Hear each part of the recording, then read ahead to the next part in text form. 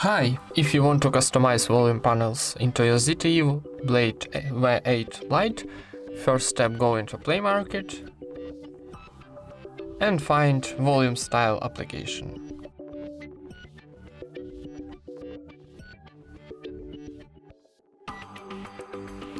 This one, need install, and then open this application.